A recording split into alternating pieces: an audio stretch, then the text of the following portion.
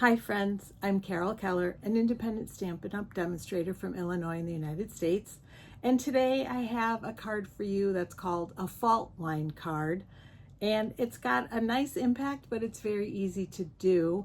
And it focuses on designer series paper, or what we call in the Stampin' Up! World, DSP. So I hope you like it. Let's get started. Here is the card. Like I said in my intro, it's a fault line card, and I think it will be pretty easy and come together pretty quickly, but we'll see.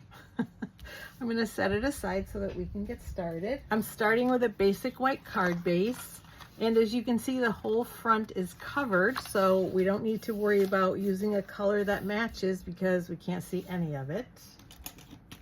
So hence the basic white.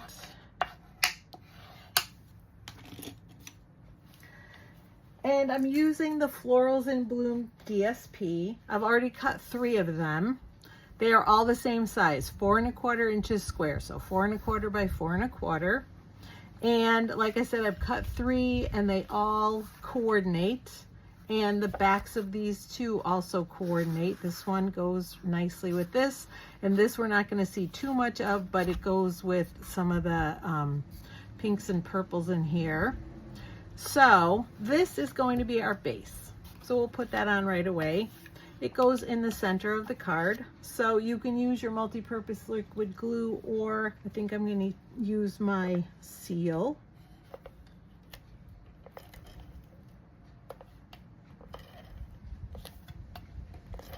And hopefully I'll be able to get it straight on the first go. And it's directional, so you have to pay attention to that. Of course. Yep, I'd say that looks pretty good. And it's reasonably centered. It doesn't have to be perfect because, as you can see, just this little strip is going to show. Okay, now for the next part, to make the fault line, you are going to start about 1 inch or 1 1/4 inch down on one side and go to about 1 inch or 1 1/4 inch up on the other side. And when I did my first one, I made it really straight. And when I went back to look, I actually made this card for a tutorial. When I looked at the person who was showing us the card on the tutorial, her fault line was a little more zigzaggy. So I'm going to try that this time. But you keep both of those pieces of DSP together before you tear.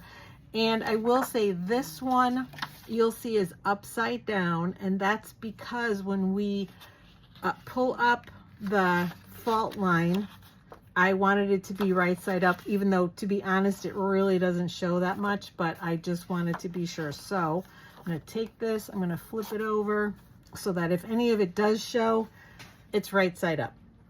Okay, so we're going to tear, and I'm going to try to go up and down a little bit to make it a little more interesting than the first one that I did, and we'll see what that looks like. And it's not exactly even, and it doesn't matter that much either because, again, we are going to be separating them and folding them up, so I think it's fine. It's sort of close enough is good. And then the next thing that you're going to do, we're going to stagger these, both of them, to make our fault lines. So what I did with the layer that's underneath was I put that right flush with the top of the card, and then I'm going to layer the other one above it, and we'll be cutting off the excess. So really, especially with the first card here and the third one, we don't need the whole 4 1/4 inches, but again, I think it just makes it easier to cut them all to the same size. So the thing you have to remember is we're going to be folding this up. So you don't want adhesive right here. You want to go at least up this way. And now typically I would use my Stampin' Seal, but I'm going to use my tear and tape just because it's a little bit stronger to make sure that it gets held in place, at least for the fault line part. So I think I'll use it here and then use my seal for the rest. So I'm going to put it up a ways so that it will hold it, but also not interfere with that fold. Like I said, we're going to do the same thing on all 4 of these to get that done. And then my 2 bottom ones.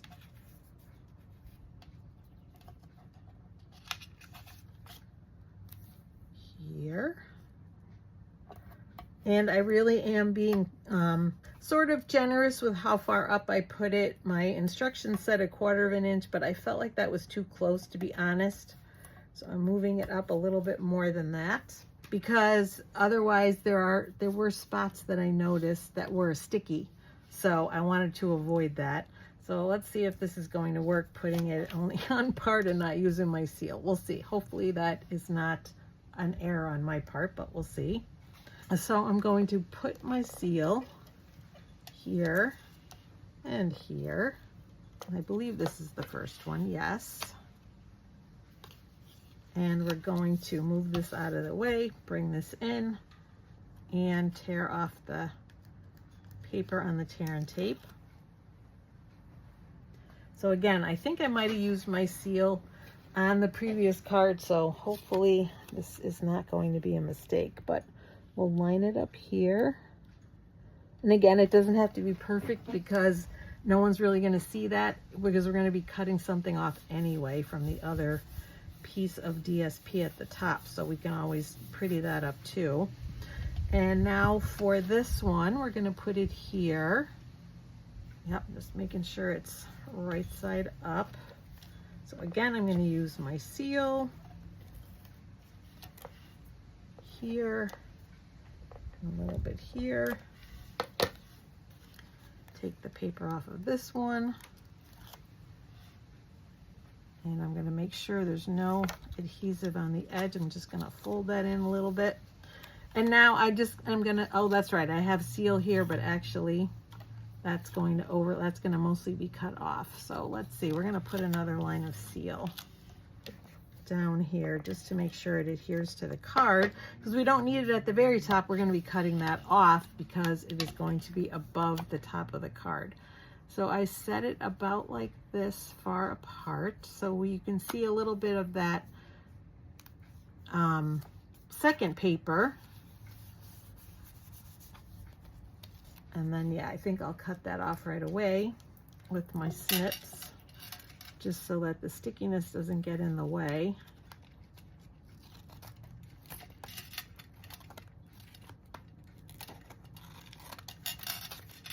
So you do have to make sure on that second one that you have the adhesive in the right place so that it adheres.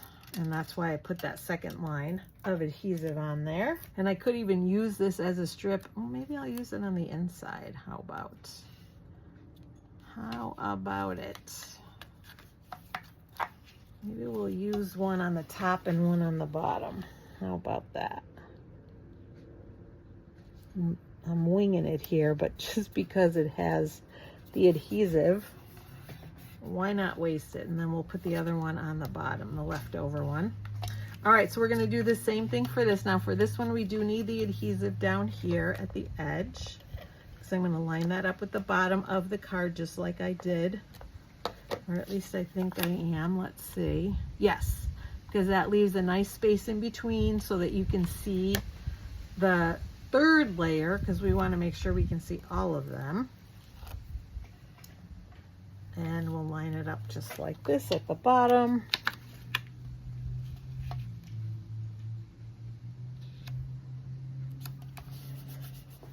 And for this one, again, I'm going to just put the adhesive down because I know I don't need it all the way at the top. But we will probably do the same and put that strip on the bottom, the strip that's left over. But we'll do that in a second. We'll put that on the inside.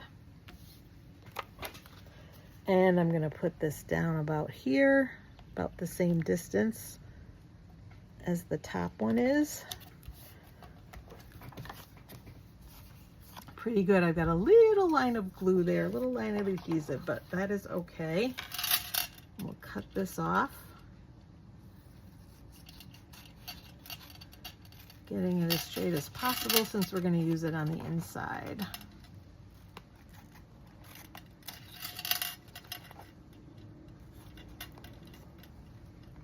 And there we go. I'll put some adhesive on here. And then put it here. right along that bottom edge. I kind of like that. What do you think? Maybe we can snip that a little bit here. It's a little bit long. I think I'll give that a little snip.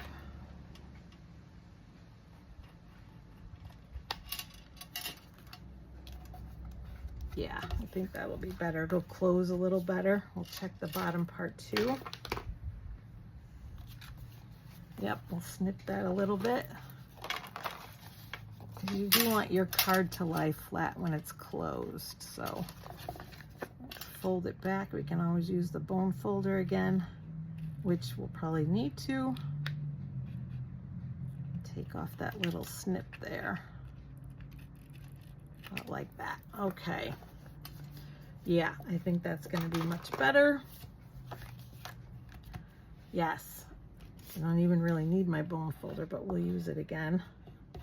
Okay, so now to continue making the fault line, all we're going to do is turn up the edges, kind of like this.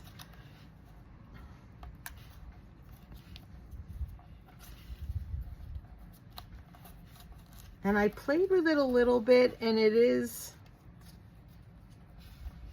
you know, I don't want to tear it.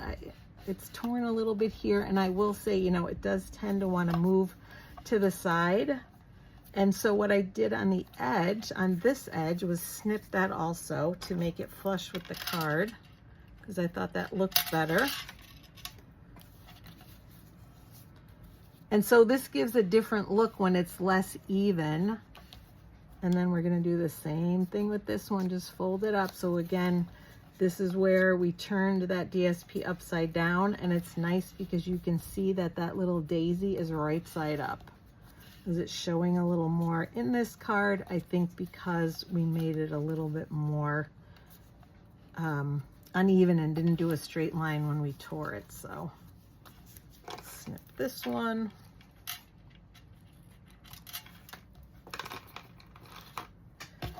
And then the same thing on the bottom. Just fold it back. Here, we'll turn it this way. It might be easier. And I tried, like I said, you know, making it sort of straight like this, but it didn't really want to stay. It didn't work all the way across. So then I just kind of went with the way the paper was moving. And yeah, trying not to rip. That did tear a little bit. And here we'll fold up this one and then snip both of them at the same time. And again, with the flowers being more upright on that layer that we're folding back, I think we'll do this a little bit. That one seems big. And then I just need to snip a little bit here and here. So now we've got our fault line, and you can see it's different in this one. It's a little bit wider than it is here, and so each one is a little bit different.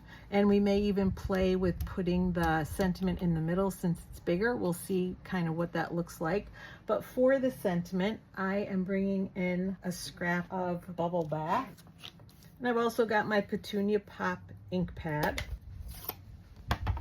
I'm using the Notes and Totes stamp set. So on the outside, on the tag, we're going to stamp just a note.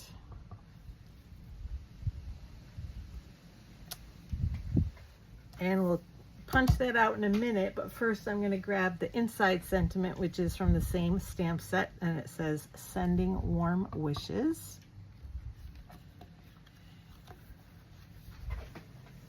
And we'll put that right here. And that's it for our stamping.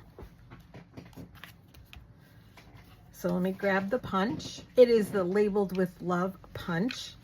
And we're going to center this and punch it out. Let's see, just about like that, I think. And I'm also bringing in some Petunia Pop bordered ribbon. And so I'm going to just fold it over and place it behind the tag, about like that. So I'm going to get my scissors And about here, we're going to cut it at an angle. I'm going to pretty up this side too, I think.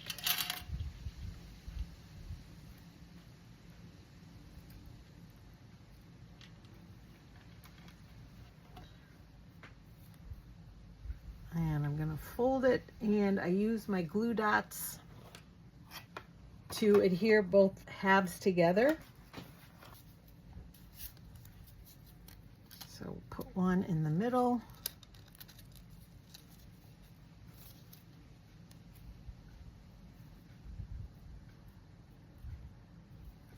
And then two in the front to adhere it to the tag, just to make sure that it's extra secure on there.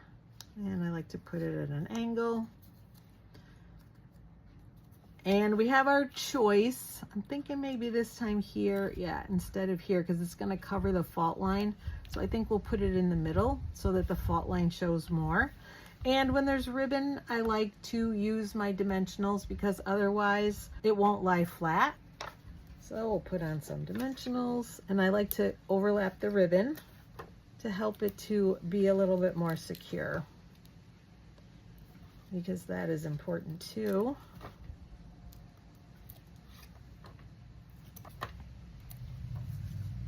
And we'll take the paper off. And so this time, like I said, we'll center it. Oh, I do like that.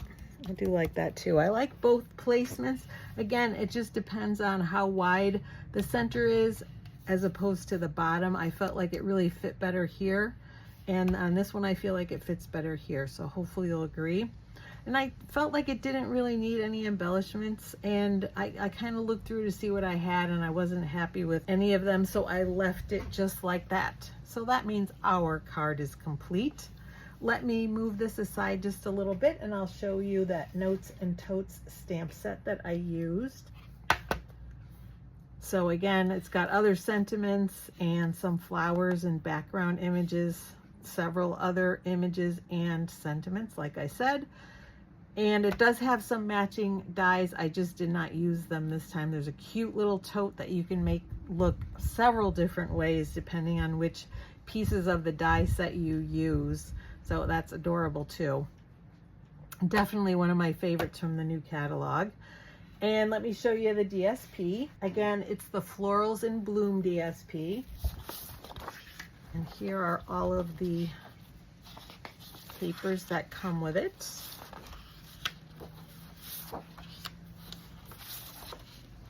And so we use this one, and this one on today's card. And then of course the other sides. Beautiful papers. And if you know me, you know I'm a purple girl, which is why I picked this palette out of that set. See, it's a little sticky here. I think I did use my seal on this one. And I just, like I said, that's why it's sticky. I'll have to do something to get that not to be so sticky, but that was why. See, this one is fine because I put this too close to the edge. You know, like I said, the instructions said 1/4 of an inch. I would say closer to 1/2 inch so that you can pull more of it up so that you can see it, and also so that you don't have to worry about it being sticky then on the front of the card. All right, thanks for watching. I hope you enjoyed the card. If you make one yourself, please post it in the comments. I would love to see it. Check out my other videos. I have lots of cards, scrapbook pages, home decor items, tips and techniques, beginner videos, and hopefully there's a lot there that you will find useful. If you haven't already subscribed to my channel, please do so. If you click on the bell, you'll be notified when I post new videos, and I post a new video just about every week now. I've really ramped that up. That's been a goal of mine, and it's been fun to be able to do that. So check those other videos out, and you can post comments on those as well. It doesn't just have to be on this one. So thanks for joining me. I appreciate it very much, and I will see you again soon. Take care, everyone. Happy stamping.